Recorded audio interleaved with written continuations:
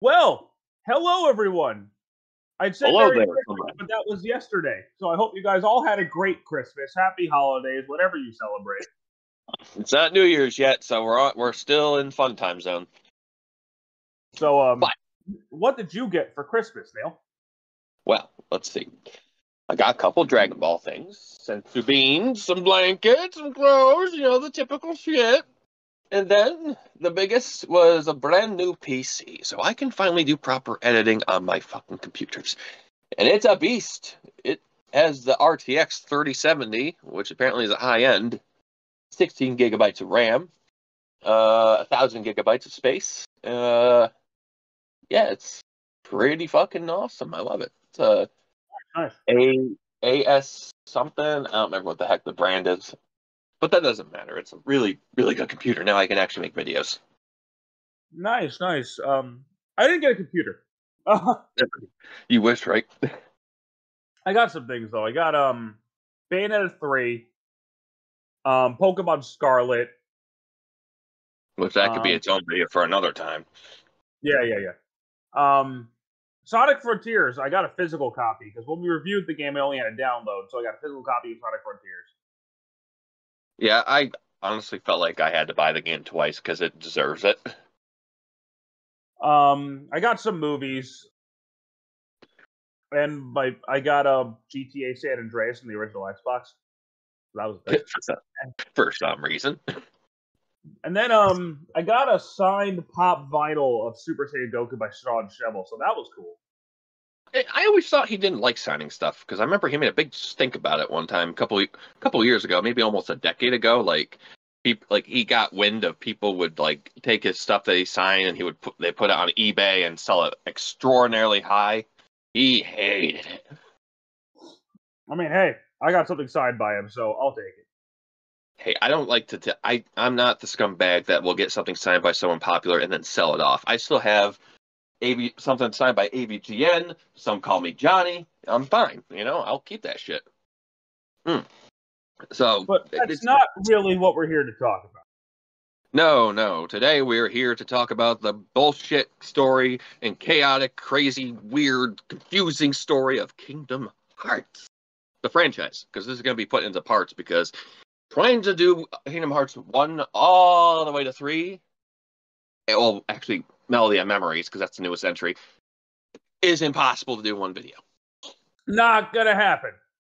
No. It's going to be split up between the HD releases, 1.5, 2.5, 2.8, stuff like that. And then 3 will be, I think, its own thing. Yay. So, should we start with Kingdom Hearts 1? Yeah, let's do that. So, Kingdom Hearts is an interesting concept, to say the least. Yeah. About 20 years old. I remember when I first saw the trailer for this, I was like, huh? I didn't even see a trailer for it. I just heard about it. And then I saw a commercial on TV. I was like, is that Donald Duck and Goofy with like a Super Saiyan? Like, what's going on here? A Super Saiyan. It's like, it looks like Cloud. I had never played Final Fantasy before. So, this is actually my first Square Enix game that I ever played. No, the second Square Enix game I ever played. The first one was Bushido Blade. I think this is the first one I've ever played, actually. Well, no, I think I played a little bit of 2 first, then went back to 1, but I don't remember anything about 2 before playing 1. So I had no context of what this game was. I had no idea. Same. And, I bought it one day on a whim. I was like, okay, sure. And it's something else, man. It's such a simple game, but at the same time, it can be a little bit out there in terms of storytelling. I'm not going to say Kingdom Hearts has the best storytelling. It doesn't. It's just there's so many tropes that they use that are like, really? You know what I mean? Yeah. So I'm just like, okay, but like the gameplay is well, no, actually, we'll get to the gameplay after the beginning of the beginning of the story, the first section, and then we can explain the gameplay, how that works. Something about Kingdom Hearts is far different from, say, Final Fantasy. Kingdom Hearts is an ongoing narrative. Yeah. Christ. Yeah. Better or for worse. Yeah. For better or for worse. Kingdom Hearts, generally speaking, is about Sora. It's about a guy named Sora. Yeah, he's like, what, 14, 15 in Kingdom Hearts 1? Like that. He made a fucking shitstorm when he was in Smash. Oh my god. But I know, I can't believe Sora from Kingdom Hearts got his own appearance in Smash Bros. It's crazy. Yeah, but go ahead. So, like, you have this, like, ridiculous opening sequence. Oh, Jesus. Yes. Of, like, Sora and his friends on a beach, and he, like, falls through the beach into, like, this weird parallel dimension on, like, these flash cards, like, Disney characters. It's really weird. I think it's technically called Destati. That's at least the soundtrack name, so I just call that place Destati. But it's not even before that. Like, the whole opening sequence is very bizarre. Sora's on the beach. He's looking at Riku in the water. Yes, Riku is a character in this game that he is friends with. He looks back at Sora. There's a giant tidal wave coming in. Sora tries to grab his hand, and all of a sudden he gets trapped in the water. And then for some reason he's standing there with Kairi, looking at himself falling through the sky. He falls through the floor, and then he goes down into the ground, and then he appears in Destati. What? Well, all the areas have, like, the design of, like, the Disney princess on them, like Snow White, Cinderella, Ariel, Belle. Yeah, it's very strange why they even have them there. But it's a cool place. I like it. You get there, and you wake up on Destiny Island, is what it's called. Well, of course, first, before that, you get a little taste of combat, because the game will ask you, do you want to have the sword, the shield, or a wand? If you are an attacker like me, you'll go for the sword, but if you're playing on the hardest difficulty, you want to go with the shield. The best bet's the shield, generally speaking. Yeah. The best yeah. Yeah, but when you grab one, you have to give up one, so I give up my magic, so I still want my attack. And then it just gives you a tutorial. You can lock on enemies. You don't have analog camera control. You only can, at least in the original release, you can only use L2, R2 to change the camera, so it was kind of clunky, but it still worked for a 2002 game like that. We're a little on the awkward side. Yeah, but it's still pretty solid, I'd say. It holds up really well. I don't even think this game honestly needs a remake. That's how solid it holds up today. We'll talk about that later. Yeah. And then, yeah, like you said, you just wake up on the beach again from Kairi wakes your ass up. And that is just like fetch questy stuff. Like, nothing really relevant happens here, but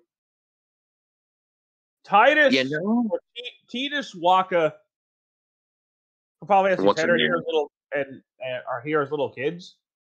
What's her name is there too with the rope thing? I don't remember who that is. You know what I'm talking about, though, right? Yeah, but I can't remember who that is. Yeah, they're just kind of there. But what's creepy is during the Destati part, you do get a brief like show off of the island, but all three of those characters are just kind of standing in place, asking you certain like questions, like, do you want how do you feel about this? What do you want to do with this? Yada yada, and that somehow determines how you level up in the game. It's so weird. Yeah, it's playing that creepy music and not creepy, but really like symphonic orchestrated music in the background. It's just really unnerving. It's like a nightmare, really. At the same time, while all this is going on, you go to like Disney Castle and like Mickey's missing. And like Minnie and Daisy send Donald and Goofy to go find them in this thing called a gummy ship that is like controlled by Chip and Dale. Yeah, they were supposed to not tell anybody, but then they found out. It's like, good job, Goofy. Of course. What's interesting is you were supposed to be able to go to Disney Castle in the first game, I believe, because it has collision detection and everything. But no, they never go there. You won't go there until the second one. Yeah, so I think what they did was they just took what they had with Kingdom Hearts 1's design of the castle and just was like plopped it into. That's what I think, anyway. So some weird fuckery happens. Like you meet this weird dude in a cloak. Yeah, and he's not even a physical body; it's just like a spirit in a cloak. And then you get something called a Keyblade. Yeah, this is after when you go back to the island when you see that there's a storm going on. Like, what the hell? So you go there, and then there's all these like weird dark creatures everywhere. You can't hurt them, so you go into you go find no, you don't find Riku first, do you? Do you go find Riku first, and then that door appears, and you go in there in the secret spot? Dude, because I don't remember. It's been a long time since I played Kingdom Hearts. I think you meet up with Riku first, and then he gets absorbed by the darkness, and then the Keyblade appears in your hands, and then you just go around beat the shit out of some of these heartless things. Which actually, if you wanted to sit there for hours and grind, you could do it. Yeah, I leveled up to maybe 8 or 9 before I said fuck it. Because you only get 1 XP per kill, so yeah. Some madman did it though. Got to level 99 on Destiny Islands. I couldn't do it. I would never be able to do it. I would lose my patience. I would lose my patience. Yeah, me too. At least you could save and then always like come back to it a different day, but still, that would take so long. But yeah, this is the last time you ever run around Destiny Islands in an open free sense. Every other game after this does not have a way to play on Destiny Islands. Kingdom Hearts 3 kinda does, but it's like a photo mode. It's nothing really crazy. You're only allowed to be on one of these like circular platform areas with a tree. It's like, okay. And then like you end up in this weird place called Traverse Town. Yeah, and then you got people who are wrong calling it Traverse Town. And I'm just like, you need to fucking stop right now. It's Stop Traverse trying to be cool. Stop trying to be a hipster. It's Traverse Town, not Traverse. But like Yuffie is there, and Aerith is there, and Squall from Final Fantasy VIII is there, and Sid is there, and you're like, why the fuck are all these Final Fantasy characters here? Yeah, and this is one thing that I liked about Kingdom Hearts is that mixture of Final Fantasy, which they Nomura kind of said fuck Final Fantasy after Kingdom Hearts 2 for a while. Yeah, he did. Did you ever notice that there really hasn't been any? There was like only maybe 1 Final Fantasy character that was introduced between that and the DLC for 3. It was fucking Zack. I was like, what? Oh my god. Yeah, and Birth by Sleep in 2010 was the last time we saw a Final Fantasy character in Kingdom Hearts until 3. 9 years later. The mostly picked characters from Final Fantasy 7, 8, and 10 are usually the only ones in here. Yeah, there's no 1 through 6. We don't have Exdeath, which would be fucking hilarious. No, but you have Sephiroth and Cloud. Yeah, and Sephiroth is a different beast in this game. We'll talk about Sephiroth later. Yeah. So, like, you go to Traverse Town, and they explain to you that these things attacking you are called Heartless, and they want the Keyblade, I guess. Yeah, and they want to, and during this time, Donald and Goofy are looking for you. Like, you always miss them. Like, you go through a door, they come out another door you just came through. It's kind of funny. You have to do it enough times till you reach a certain point. They help you during a boss battle. Which can really fuck you over if you're not leveled up properly or you don't know how things work, like items and all that stuff. I always got fucked over there. Here's the thing. At this point, Donald and Goofy are your 2 main party members. And Donald doesn't know who yet. Donald and Goofy. And they're the goats. I'll tell you that. And then you get this thing called the Gummy Ship, which allows you to track.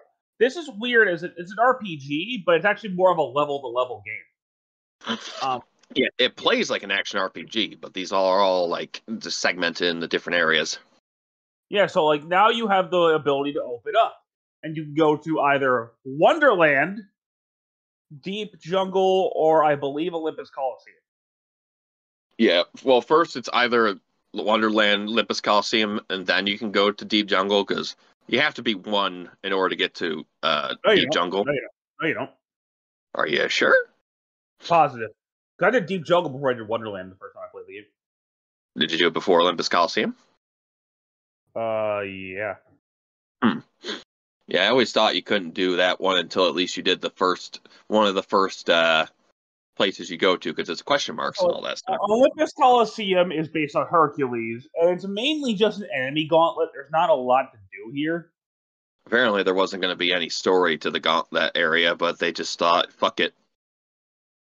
They changed that a lot in 2, and we'll get back to that. As much as a piece of shit that James Woods is, he's pretty damn good as Hades in this game. Then you have Wonderland based on Alice in Wonderland.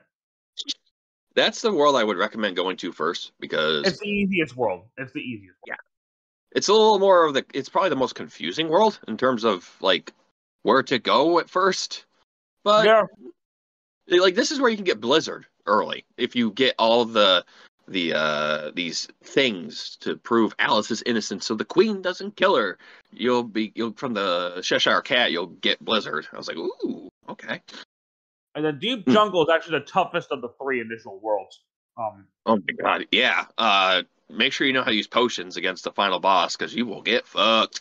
But the great thing about finishing Deep Jungle is that you get Cure. And Cure is so much better in this game than any other game coming forward. And Deep Jungle is the first world in the game where you can actually replace one of your party members. Mm-hmm. So Deep Jungle is based on Tarzan. So if you wanted to, you could swap out Donald or Goofy and put Tarzan in instead. Yeah. I don't know how I feel about it now, because I always just stick with Donald and Goofy because they have the abilities I want for, taking care of enemies. But I actually do swap them out. I'm not going to lie. I would, but there's Trinity things you can find that only could be done with Donald and Goofy, and I don't really feel like backtracking sometimes. But as a kid, I always would swap out someone with Tarzan or any other. I just think it's cool that you can have alternate party members, so I'd do it. But yeah, this is something that would be. I'm not going to really go over the story in each world, because each world is based on the movie. So. Yeah, relatively, yeah, they are. Some are a little different, but not by much. Very abridged. Neverland is very different. Yeah, one thing they fixed in Kingdom Hearts 3 is that you can have every party member out, Donald, Goofy, and then insert this character here. I was like, okay. Yeah, that was a nice thing I wish they could do with Kingdom Hearts 1. Maybe if they remade it. I don't know. I already complete that initial set. Then I think you unlock Agrabah, Halloween Town, and Atlantica, and then Monstro. And Monstro just appears. Out of nowhere. He appears on either route, I believe, but he mostly appears on the route to the Halloween Town. Well, yeah, because he can just jump you. Yeah, it's weird, and it's necessary to go in there, honestly, because that's where you get high jump, story stuff. And one thing that's interesting, a nice attention to detail, is that if you don't go to Neverland and do Monstro first, Riku will help you in the battle against one of the boss that Pinocchio gets taken by. But if you beat Neverland first, then go to Monstro, Riku will not help you out or talk to you. You'll just leave. I did not know that. Yeah, it's so weird. Someone pointed out, they showed 2 alternate cutscenes. I was like, no way. I always do Monstro before Neverland. Yeah, not many people would ever think to do that, but someone did, and they're like, well, look at that. There's an extra different cutscene. Huh. Yeah, so Monstro, if you don't know, is based off Pinocchio. Sort of. Sort of, kind of. Yeah, I think that probably is its most original story. Because there's no point in Pinocchio where you are in the whale, and Pinocchio and Geppetto are doing things in the whale.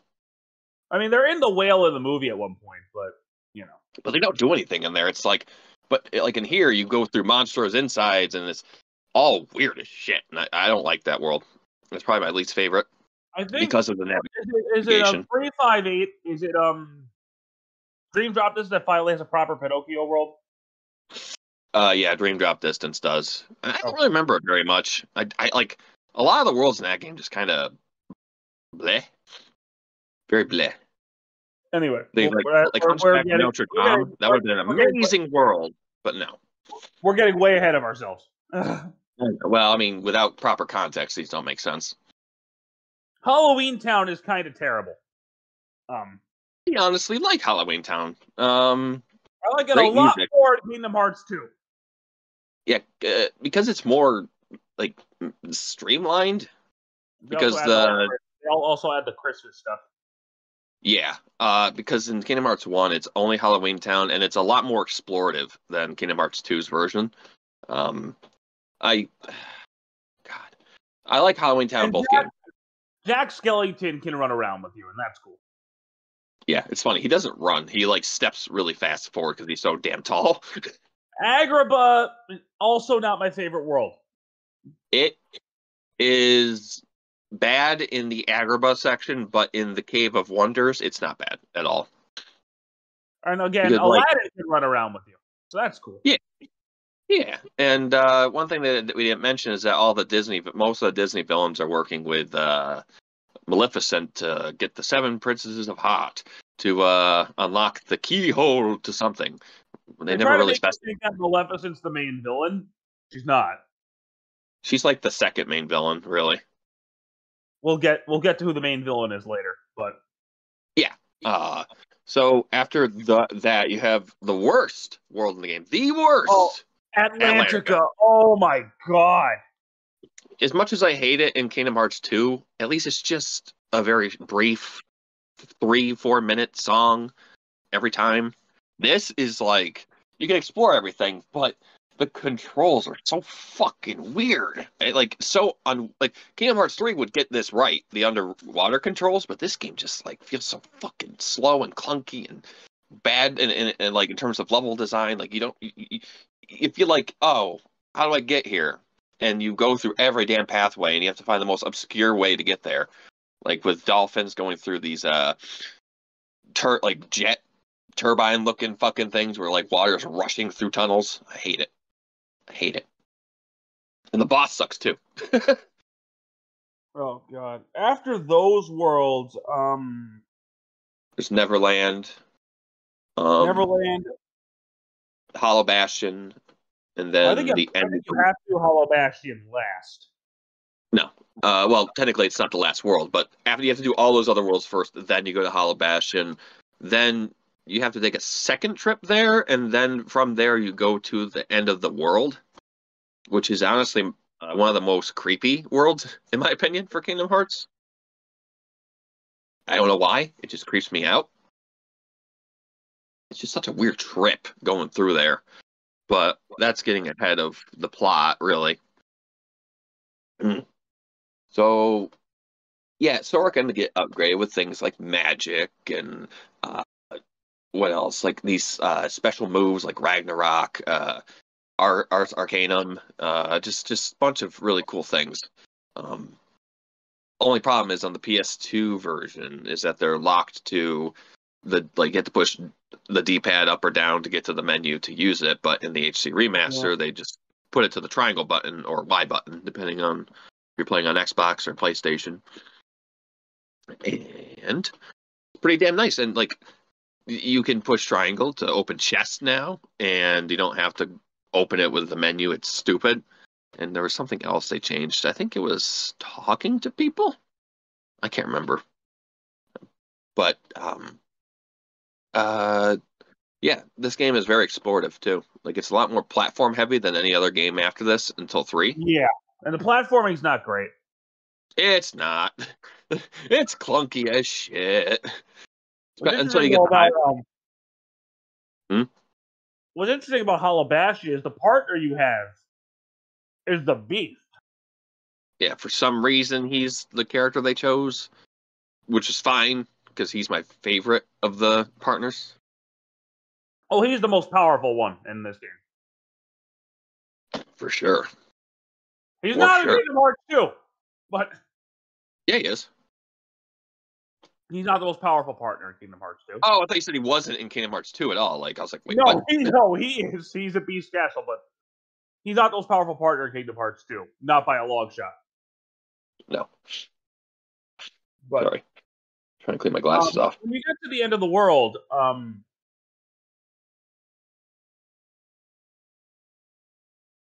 the main villain reveals himself. Technically, the main villain reveals himself in Hollow Bastion. Oh yeah, you fight Riku and then it's not really Riku. Yeah, it like you've heard about this villain throughout the game if you read Ansem.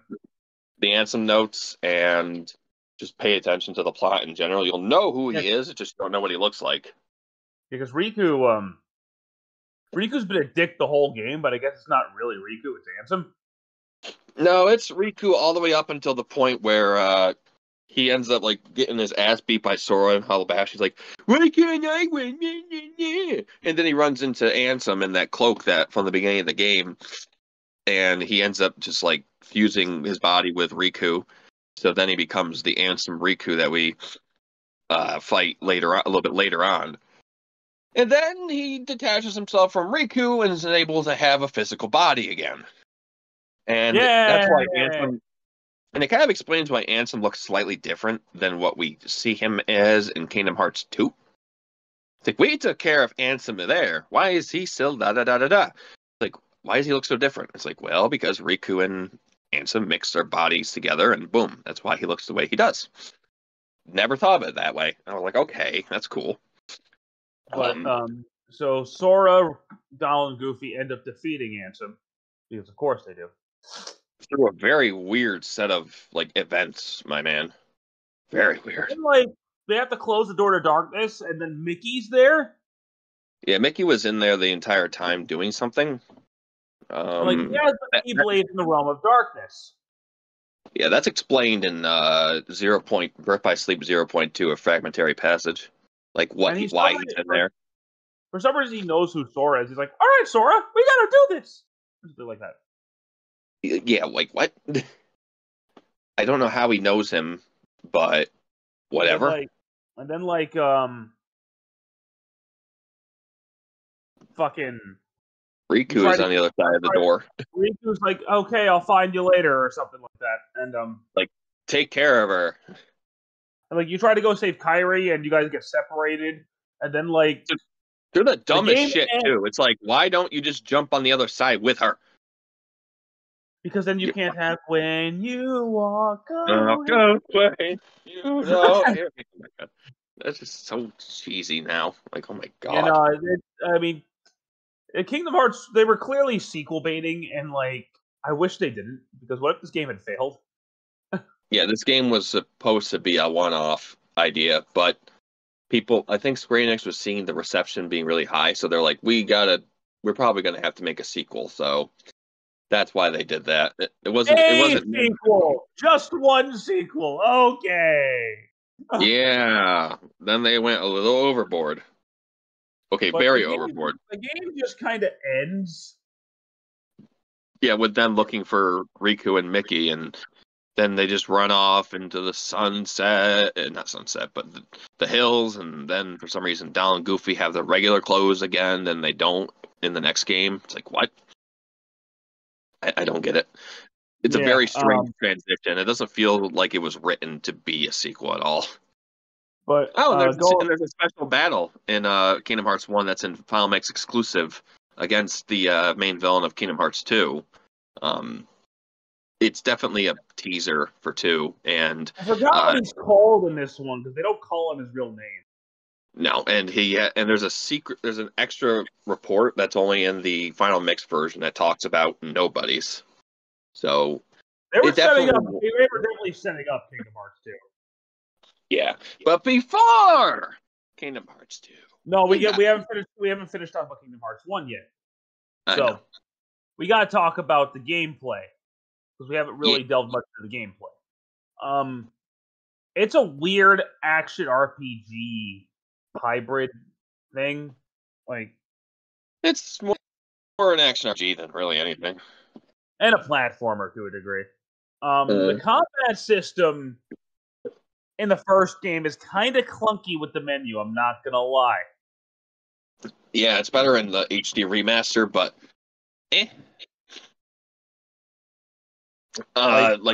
thankfully you can use shortcuts in this game, like holding L1 to bring up your circle, triangle, square, X abilities, like heal, thunder, blizzard, whatever you want to put on there. They have like gravity and stuff, just lots of spells. Yeah, but like Sora also controls kind of funny in this one. Running around, it feels kind of like jerky, especially with the camera. Yeah, like, it feels like the camera's way too close to Sora in this game. Jumping feels weirder than anything. Yeah, it feels very weird until you get high jump. Then it feels a little more like you have control of your character.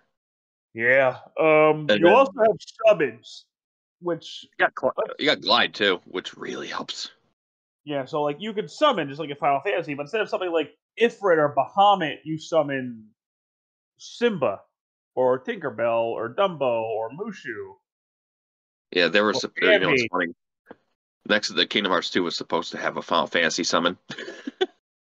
Could you imagine summoning Bahamut? Dude, I've seen the concept art for it. It was fucking huge. Was it supposed to actually be Bahamut? I don't know if it was Bahamut, but it was fucking huge, man. Like, I don't know what the hell it was. You'd have to look it up, because I was like, what? So one of the things that defines this game is the Kingdom Hearts. One of the things that defines it, now I'm repeating myself, is the crossover between Disney and Final Fantasy. And it was said to be a Disney Final Fantasy crossover, but Nomura is saying, "Oh, it's not really that, actually." It's like, shut up. That's what it is. You abandoned Final Fantasy and made this all about Disney and Sora, so fuck you. Cloud is in the game in Olympus Coliseum. Weird. He looks really weird. And then you have one of the games like two super bosses, which is Sephiroth. Yeah, you got that, the Titan, the Ice Titan, and then the Final Mix exclusive, what's it called? Xemnas battle, we'll call it. Well, I don't know what they call him in this game. But me neither. I don't remember what his name is either. But he's definitely a thing, and he's pretty hard, but not like. Sephiroth is just Jesus Christ. After a while, I can kind of understand his movements and how to beat him, but the only one I really hate more is the Xemnas battle. No, but that one winged angel remix is. It didn't sound very good on the PS2 version, but in the HD remaster from PS3 onward, it sounds really good. Like they reorchestrated all the music. Speaking of the music, holy crap! Yeah, this game's got a stellar soundtrack. Yoko Shimomura, oh my gosh, she is so damn good at this shit. The voice acting is also spectacular, especially for the Disney character. And especially for the time, too. Like, 2002, dubbing for Japanese games still wasn't very good. Well, they got all the people who voiced the characters in their original source material to do the voice. Most of them. Well, some would be like, if they didn't voice them in the movie, they voiced them like a TV show or a sequel, straight to DVD sequel or something. So it was people who actually did the characters. Yeah, like with Genie, it's not Robin Williams. It's it's the guy who did it in the TV show. The guy who voices Homer Simpson. Yeah, exactly. But they did like Chris Sarandon reprise his role as Jack Skellington. Yeah. And the guy, I don't know, I can't remember the guy's name, but it's the same dude who voiced Aladdin. Yeah, you can't. That's a very distinctive voice. So you could tell if it wasn't him. Hercules was not voiced by the guy who did it in the movie in that game. Kingdom Hearts 2 and onward, it was him. Very weird. Really? It sounds like him. Yeah, it wasn't him in the first game. It sounds different, like just a smidge different. Where I'm like, that doesn't sound right. The highlight though is James Woods. I'm sorry, I know he's a cockbag, but yeah, he did. I respect his work, but not as a human.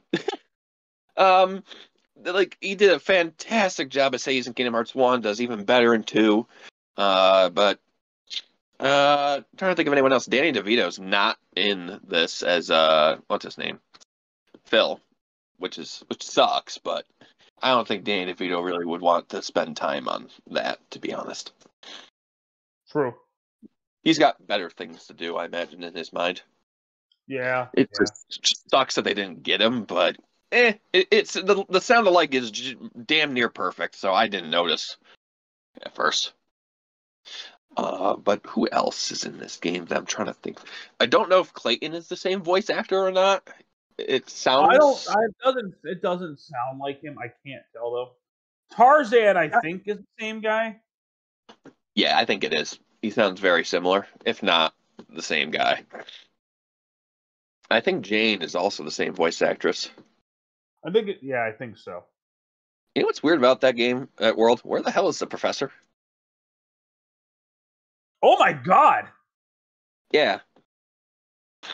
Yeah. Where is he? What? Yeah, he's just not in the game. It's just Tarzan, Jane, and Clayton. And the monkeys. Monkeys. Oh, gorilla. I don't think Kerchak is in there. Yeah, he is. Oh, he doesn't talk, but he's there. Well, none of the gorillas talk because you can't speak gorilla. No, there's a point where Tarzan's talking to Kerchak in gorilla speak, and someone said, "Did you get that?" And Donald's like, "Nope." So Kerchak's in it, but he doesn't say a damn word. Sora's voice actor hadn't hit puberty when this game came out, so he sounds very different than he does in every other appearance. Yeah, I thought it was a different voice actor in future games. It was goddamn different. It's the same guy.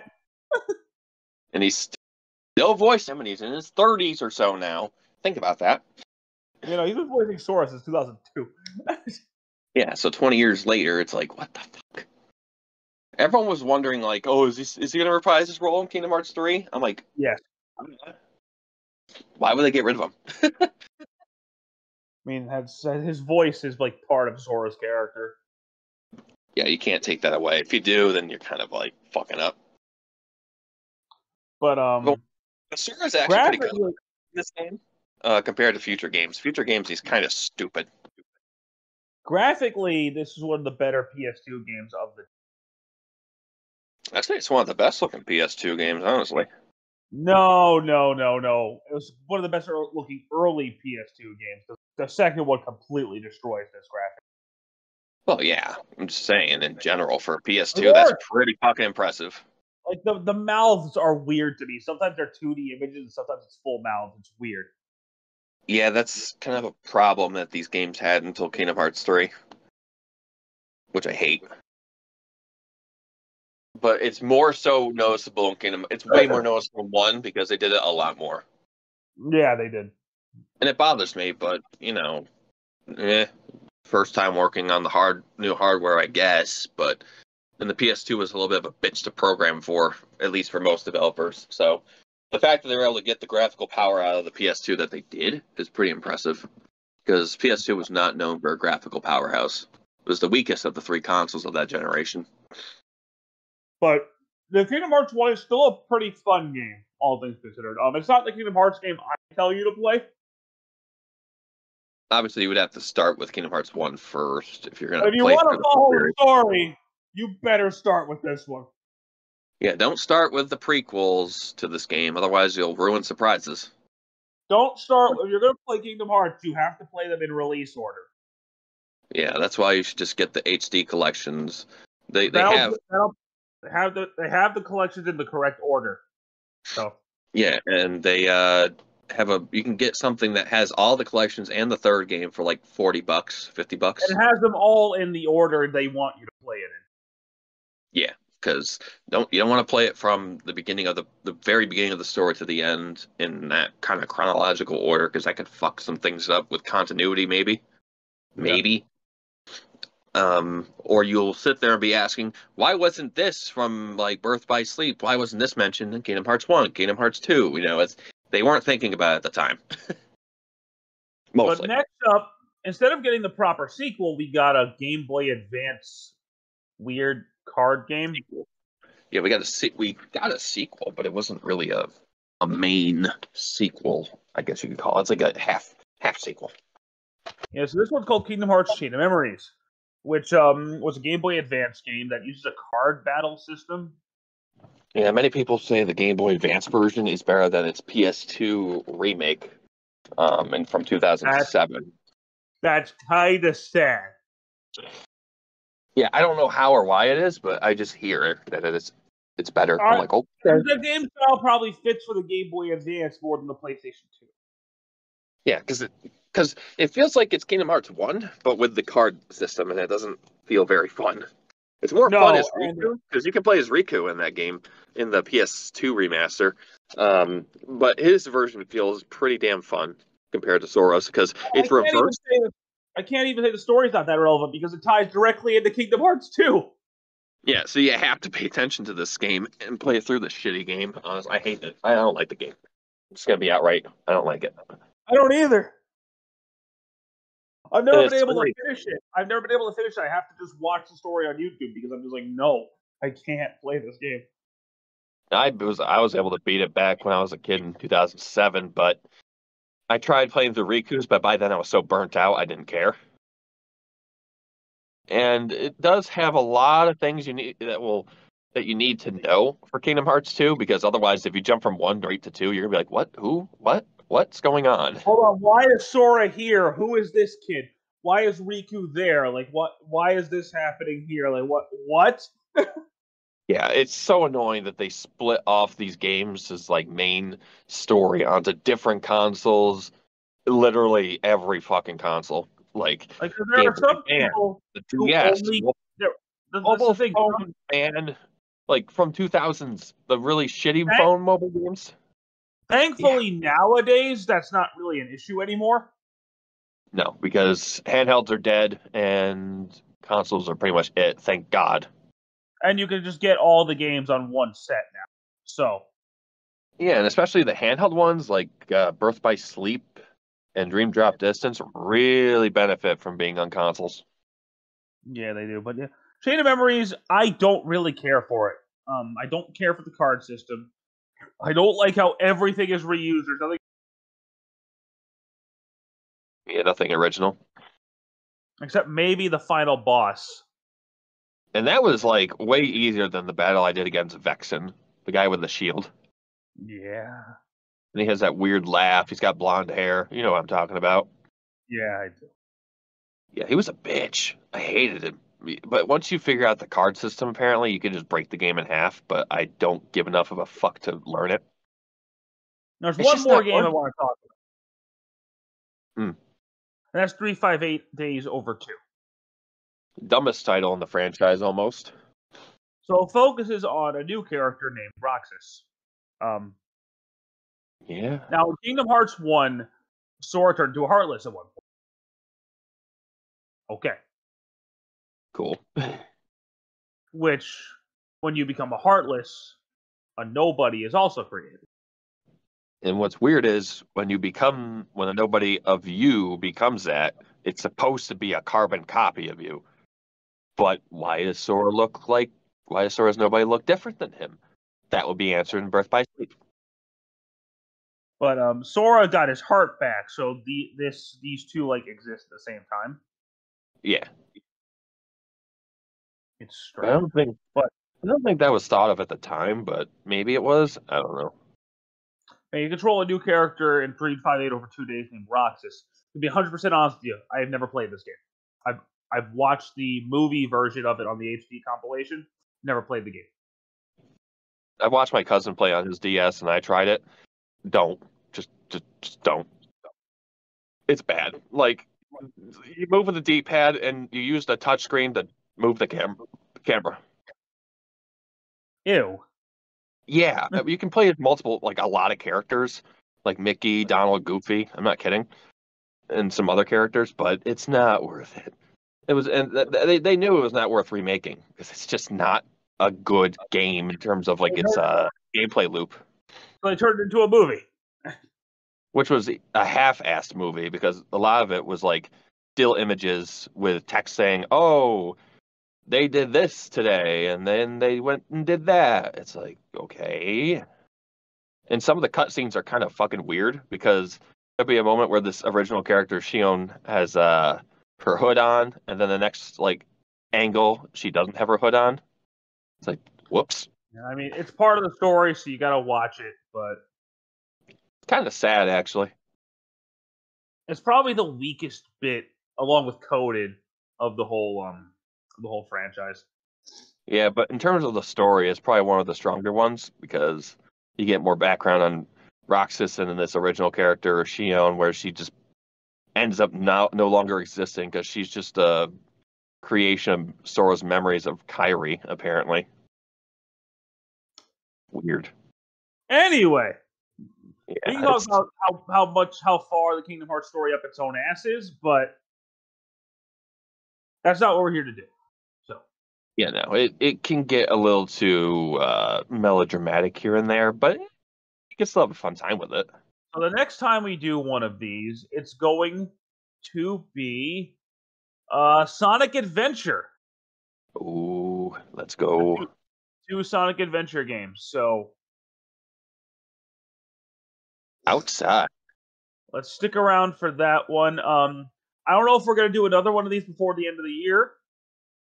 And if we don't, have a happy new year. I hope you guys had a great holiday. And when you walk away, you won't hear me say, please, oh baby, please, oh baby, don't go. Simple and clean is the way you make me feel tonight. My God, that song is so bad, but it's so catchy. To let it